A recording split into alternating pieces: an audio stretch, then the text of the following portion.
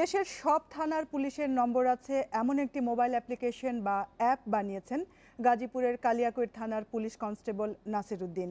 বিপাকে পড়া মানুষদের জন্য কিছু একটা করার চিন্তা থেকে 2 বছরের প্রস্তুতি নিয়ে কাজটি শেষ করেছেন তিনি।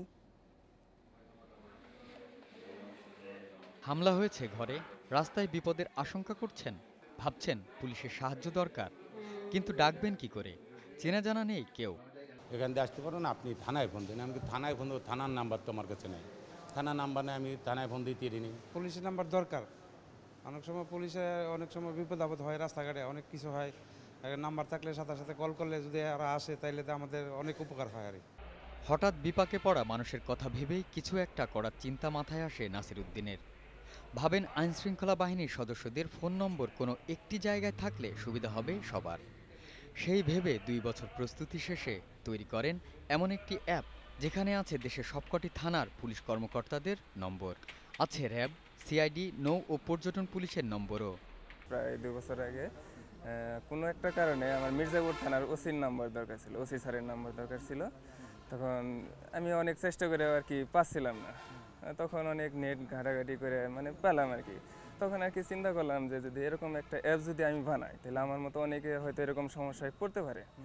দিনভর কম্পিউটার চালাতে জানতেন আগে থেকেই, বাকিটা শিখেছেন বই পড়ে, কখনো ইন্টারনেটের বিভিন্ন পেজ থেকে। তার এই কাজে পুলিশের সঙ্গে মানুষের যোগাযোগ বাড়বে বলে মনে করেন নাসিরউদ্দিন। ঘটনা ঘটলো, আপনি একটা সংবাদ দিবেন, পুলিশকে হোক বা পুলিশ অফিসার বা অন্য কোনো অফিস সংবাদ দিবেন, কিন্তু আপনি দিতে পারতেছেন না নাম্বারের অভাবে। তখন হাতের কাছে যদি আপনার মোবাইলটা থাকে আর মোবাইলে যদি অ্যাপসটা ডাউনলোড করা থাকে তাহলে আপনি অনায়াসে আপনি সারা বাংলাদেশের মোবাইল নাম্বার পেয়ে যাচ্ছেন। গত 1.5 মাসে 7,500 মানুষ অ্যাপটি ডাউনলোড করেছে, আর এই সংখ্যা বাড়ছে প্রতিদিন। নাসিরউদ্দিনের স্বপ্ন এমন একটা দিন আসবে যখন সবার কাছে স্মার্টফোন থাকবে, আর পুলিশ বা আইনশৃঙ্খলা বাহিনীর সদস্যের সহযোগিতার জন্য মোবাইল ফোনে ক্লিক করলেই তার নাম্বার পাবেন এবং সহযোগিতা পাবেন। আরিফুল ইসলাম, কালিয়াকৈর, গাজীপুর। আমাদের স্টুডিওতে এসেছেন কালিয়াকৈর থানার পুলিশ সদস্য নাসিরউদ্দিন, আরও আছেন প্রিয়.কমের সম্পাদক জাকারিয়া স্বপন। তিনি দীর্ঘদিন ধরে লেখালেখি করছেন তথ্য প্রযুক্তি নিয়ে, যিনি নিজেও এ বিষয়ে একজন বিশেষজ্ঞ। প্রথমেই আমি জানতে চাইব নাসিরউদ্দিন, আপনার কাছে যে আপনি যে এই সারা দেশের এত পুলিশ সদস্যের নম্বর জোগাড় করেছেন, কাজটি নিশ্চয়ই খুব সহজ ছিল না। আপনার নিজের যে দৈনন্দিন কাজ, সেই কাজের ফাঁকে আপনি কিভাবে এই কাজটি সম্ভব করেছেন আমাদের যদি একটু বলেন। আসলে অফিসের কাজ শেষে যখন অফিসের কাজটা শেষ হতো তখন দেখা যায় দুপুরে খাবার আগে তখন একটু একটু নাম্বার কালেক্ট করতাম, আবার দুপুরে খাবার শেষে আবার এসে নাম্বার কালেক্ট করতাম, আবার সন্ধ্যার পরে এসে আবার নাম্বার কালেক্ট করতাম, আবার অফিসের কাজ করতাম। এভাবে কাজের ফাঁকে ফাঁকে আবার অ্যাপসটা তৈরি করছি এবং নাম্বার সংগ্রহ করছি। তো নাম্বার সংগ্রহ করতে বিভিন্ন ধরনের সমস্যার সম্মুখীন হতে হয়েছে। বিশেষ করে যখন কন্ট্রোল রুমে ফোন দিতাম, আমাদের পুলিশ কন্ট্রোল রুম বিভিন্ন জেলার, তো সেখান থেকে ওরা জিজ্ঞেস করতো কী জন্য নাম্বার নেবেন, কী কারণে নাম্বার নেবেন, পুলিশ অফিসারদের নাম্বার দিলে সমস্যা, এরকম বিভিন্ন ধরনের প্রশ্ন করতো। তখন যখন আমি আমার পরিচয়টা দিতাম তখন আর কি নাম্বার ওরা দিয়ে দিত। তো তখন বলতাম যে আমি এরকম একটা অ্যাপস তৈরি করতেছি, সারা বাংলাদেশের মানুষের জন্য উপকারে লাগে। যেহেতু পুলিশই জনতা, জনতায় পুলিশ, পুলিশ জনগণের বন্ধু, আর বর্তমান সরকারের ডিজিটাল বাংলাদেশের একটা অংশ হিসেবে আমার অ্যাপসটা তৈরি করা। আপনার এই অ্যাপসটি তো অনেকে ডাউনলোড করেছেন এরই মধ্যে, তো তারা আপনাকে প্রতিক্রিয়া জানিয়েছেন বা এই বিষয়ে মানুষের প্রতিক্রিয়াটা ঠিক কেমন? এরকম অনেক রেসপন্স পাইছি, বিশেষ করে আমাদের পুলিশ ডিপার্টমেন্টের সকল সদস্য এবং যারা সাধারণ জনগণ আছে সবার কাছ থেকে রেসপন্স যে সফটওয়্যারটা অনেক ভালো হয়েছে। এরকম একটা সফটওয়্যার আমরা অনেক দিন ধরে খুঁজছি, যে এরকম একটা সফটওয়্যার হলে বাংলাদেশে অন্তত ক্রাইমসটা কম হবে আর কি, যে আমরা যখন তখন পুলিশকে সংবাদ দিতে পারবো, ইটি করতে পারবো। আপনি যে অ্যাপসটি তৈরি করেছেন এতে আসলে আপনার কোনো খরচ হয়েছে কিনা, বা আসলে কিরকম টাকা খরচ করতে হয়েছে, বা আসলেই হয়েছে কিনা? হ্যাঁ, খরচ তো অবশ্যই হয়েছে, কারণ বিভিন্ন জায়গায় ফোন করতে হয়েছে, তার মোবাইলের ব্যালেন্স খরচ করতে হয়েছে, তারপর অ্যাপসটা নেটে ছাড়তে আমাকে গুগলকে ডেভেলপারের অ্যাকাউন্ট করতে হয়েছে। তো সব মিলিয়ে আমার প্রায় 10,000-এর মতো খরচ হয়ে গেছে, মানে বিভিন্ন সময়ে, একসাথে না, আস্তে আস্তে আর কি। আরেকটি বিষয় জানতে চাই যে আপনি যে কাজটি করেছেন, এই এত পরিশ্রম করেছেন, আপনার যে দলের সহকর্মীরা বা আপনার সাথে যারা কাজ করেছেন তাদের কাছ থেকে সহযোগিতা পেয়েছেন কিনা?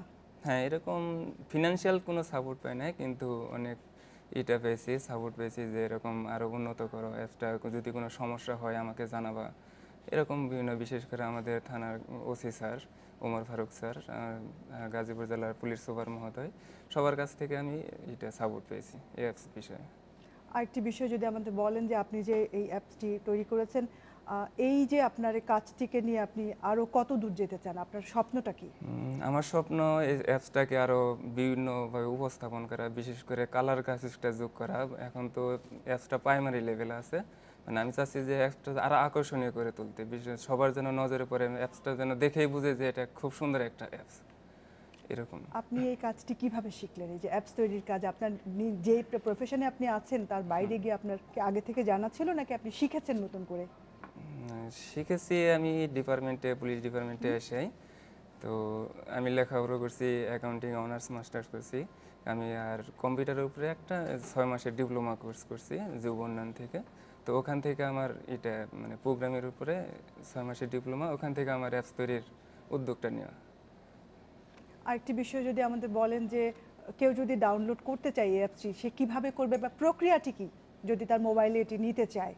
হ্যাঁ, এটা যদি কেউ ডাউনলোড করতে চায় তাহলে অবশ্যই তার একটা অ্যান্ড্রয়েড মোবাইল লাগবে এবং জিমেইল অ্যাকাউন্ট লাগবে।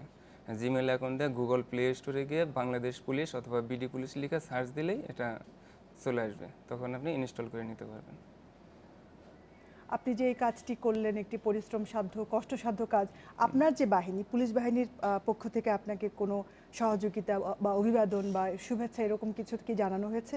হ্যাঁ, অনেক শুভেচ্ছা পেয়েছি, বিশেষ করে আমাদের ঊর্ধ্বতন পুলিশ অফিসারের কাছ থেকে, যে এরকম একটা অ্যাপস বানানোর জন্য। সবচেয়ে বেশি পেয়েছি আমাদের পুলিশ হেডকোয়ার্টারে অ্যাডিশনাল এসপি জনাব ফারুক স্যার, ওনার কাছ থেকে আমি সবচেয়ে বেশি হেল্প পেয়েছি। ধন্যবাদ আপনাকে। আমি এবার জাকারিয়া স্বপন আপনার কাছে জানতে চাইব যে তিনি যে নাসির হোসেন যে অ্যাপসটি তৈরি করেছেন, এটি নিয়ে আপনার মূল্যায়নটা কেমন? আমি স্টুডিওতে আসার আগে বাইরে ওনার সাথে কথা বলছিলাম, খুব সাদামাটাভাবে যদি বলি, আই এম রিয়েলি ইমপ্রেসড, মানে এতটা ইমপ্রেসড যে আপনি যদি ব্যাকগ্রাউন্ডটা দেখেন না, উনি পড়াশোনা করেছেন অ্যাকাউন্টিংয়ে, আবার পুলিশের কনস্টেবল, এবং উনি একটা অ্যাপ বানিয়েছেন যেটা সাধারণ মানুষের কাজে লাগবে। দেশের 16 কোটি মানুষ বা 10 কোটি মানুষ এটা ব্যবহার করতে পারে যাদের কাছে মোবাইল ফোন আছে, তাই না? এবং উনি যে চিন্তা করে এই টেকনিক্যাল ডিফিকাল্টিসটা ওভারকাম করেছেন, এটা কিন্তু অ্যামেজিং।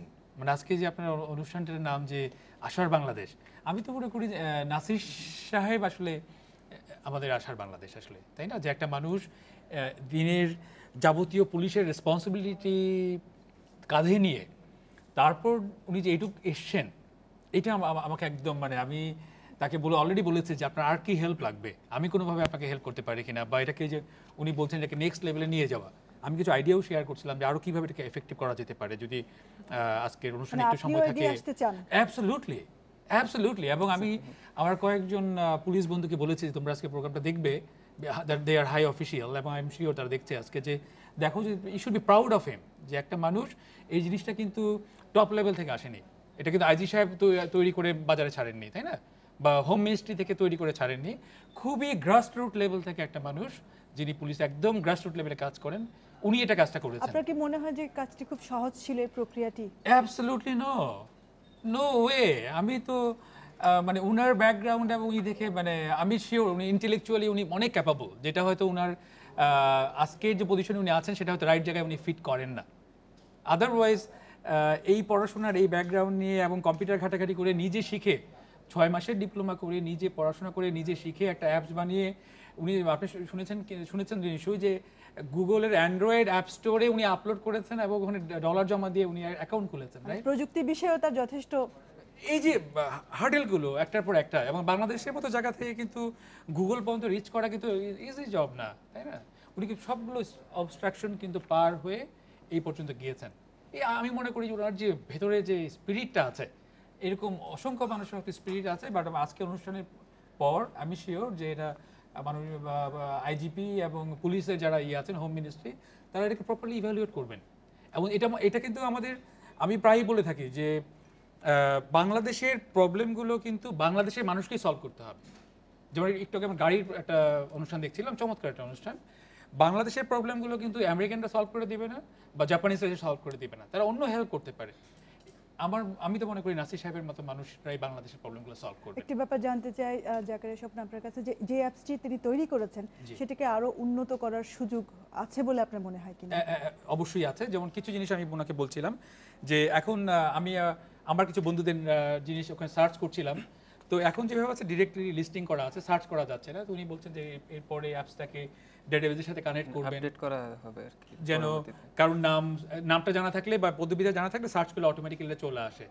আমি আরেকটা জিনিস বলতে চাই যে আমি তখন শেষ করতে পারিনি এবং অনুষ্ঠানে সবার মাধ্যমে পুলিশ ডিপার্টমেন্টকে বলতে চাই যে এই অ্যাপসটার ভিতরে এখন তো ফোন নাম্বার দেওয়া আছে, ফোন নাম্বার দিয়ে যদি কল করলে নাম্বারটা ওই পুলিশ অফিসারকে ডায়াল করছে।